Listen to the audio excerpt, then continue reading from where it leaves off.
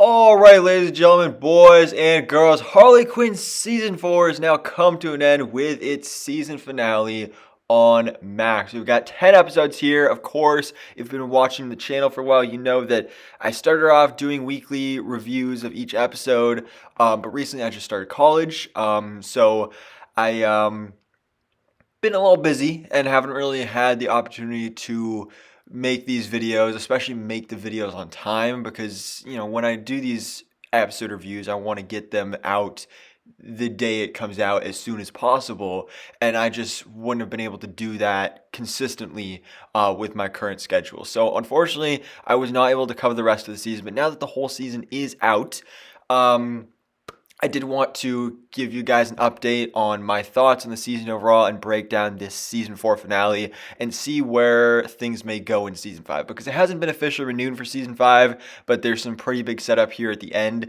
that I can definitely see where season 5 would go, and it's something I'm really excited for. So Harley Quinn season 4 overall has been amazing. I mean, season 3 last year was definitely downhill in quality. So season 4 has definitely risen back up. Probably not to quite to the peak of the show. Like, it's not as good as seasons 1 and 2, but it's still pretty dang good. So it's been a great season, and again, I really do hope we get a season 5. But let's talk about what happened in this season 4 finale titled Killer's Block. There will be spoilers in this episode, in this video about the episode. Be wary of that. If you haven't seen the episode yet, go ahead and check it out. But without further ado, let's talk about Harley Quinn Season 4, Episode 10, Killer's Block. So, we started off with the aftermath of last episode where the Joker just shot Batgirl.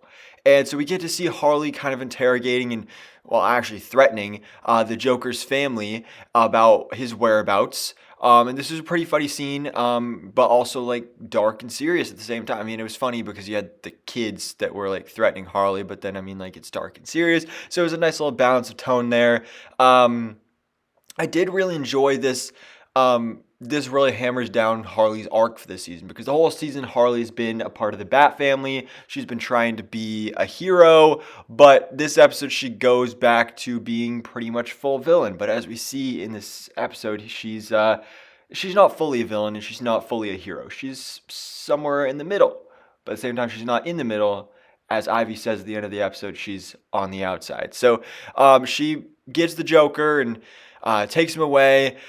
And then after that, we do get to see Barbara Gordon, aka Batgirl, in the hospital. And as I assumed, they are slightly adapting what happened, this iconic moment from the Killing Joke comic where the Joker did shoot Barbara Gordon and she was then paralyzed from the waist down. And so this transitions her, as we see throughout this episode, and especially towards the end, that she's no longer Batgirl. She's now going to become a version of Oracle, which I think is actually really exciting. So that's something I'm looking forward to. Ivy, things are not going great for her over at the Legion of Doom, because she just took down Lex, but everybody is a fan of Lex still, so that's not great. But they decide they're going to go to the moon because Lex is having his 40th birthday party, and it's not his first time turning 40. So I thought that was a funny joke, because, that's something people joke about in real life. So that was fun to see everybody here at the birthday party. We get to find out more about Lex Luthor's real true plan here. It was interesting that Lex Luthor was kind of like the main villain of this season.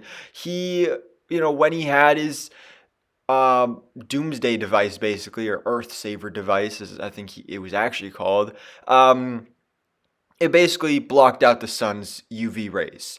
And so that weakened Superman. And so basically his whole plan here was to weaken Superman, steal his powers and his hair. And so we get to see Lex Luthor in his full glory here, in his comics accurate Lex suit, his war suit. It looks beautiful here. He's got the Superman hair. That was hilarious to see. And he has the powers of Superman. So this was really interesting to see, especially because it's Harley Quinn and Poison Ivy versus a Superman-powered Lex Luthor. Something I never thought I would see, but There's a lot of stuff in this show that I never thought I would see, but I have seen it because of this series. So we get to see this battle here. Was pretty interesting to see. That was fun to witness. Steppenwolf shows up once again. That was cool to see. Clayface also had a quick cameo earlier. And then Harley and Ivy, they just had this conversation again, as I was talking about before, about their big arc in this season is they were trying new things. Ivy took over the Legion of Doom, and Harley joined the Bat family and tried to be a hero, but they both realized that these new careers for themselves, they do not work. They can't change that much, and Harley works better as an anti-hero. She's not a full-on hero. She's not a full-on villain. She's somewhere in the middle, or more likely, again, as Ivy says, she's on the outside.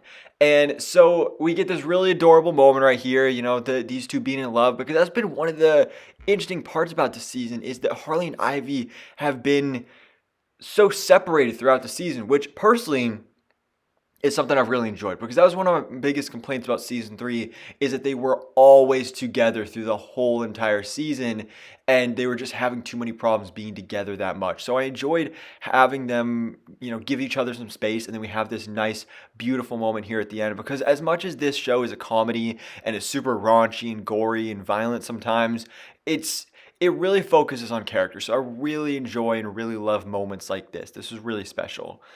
We get to see the kind of consequence of this, because they start using Lex's laser and blowing up a bunch of places in Gotham City. So we see Bruce Wayne, a really funny part right here, how he decides, oh, the city needs Batman again. So he makes a phone call, and it's like he's getting out of prison already. And then it also brings us full circle to the joke with Alfred getting into prison just so he could be with Master Bruce.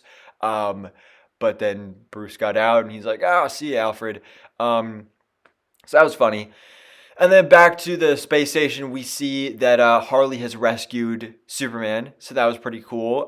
Joker has been taken to Commissioner Gordon because, he wanted to get payback for whoever shot his Barbara Gordon, and so he's going to get that. And then our ending to the episode, our ending to the season, is the formation of the Gotham City Sirens. This is really cool right here, because this sets up our big new thing for the next season, the Gotham City Sirens. So Selina Kyle makes her return. We have Catwoman, we have Poison Ivy, we have Harley Quinn, and now we have Barbara Gordon, not as Batgirl, but as Oracle. They're teaming up to form the Gotham City Sirens, and they're going to investigate the disappearance of Nightwing's dead body, because of course that actually was the last episode that I reviewed was when Nightwing died, and that I know has been one of the biggest complaints throughout the season from fans, is that Nightwing died, and so many people are like, oh, Nightwing's dead, I'm not even watching the show anymore. And I know, so I saw one person specifically said, yeah, I stopped watching after Nightwing died. Anybody let me know if Nightwing comes back? Well, Nightwing does come back, because his dead body's missing. We got the Gotham City Sirens set up there, but we do get to see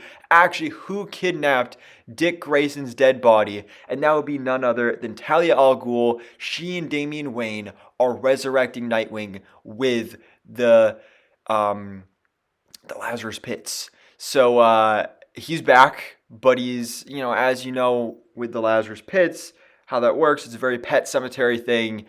They're never the same once they come back. So that was really such a mind-blowing plot twist ending that I did not see coming, but something I'm so excited for. So that's something I really, again, season 5 has not been confirmed, but I really hope it will be, because this is a great setup, and I'm really excited to see where things will go from here. There's a lot of potential, and this just, again, is really exciting. I'm really looking forward to seeing where things will go here with Harley Quinn season 5. We got the Gotham City Sirens, and we got an evil Nightwing.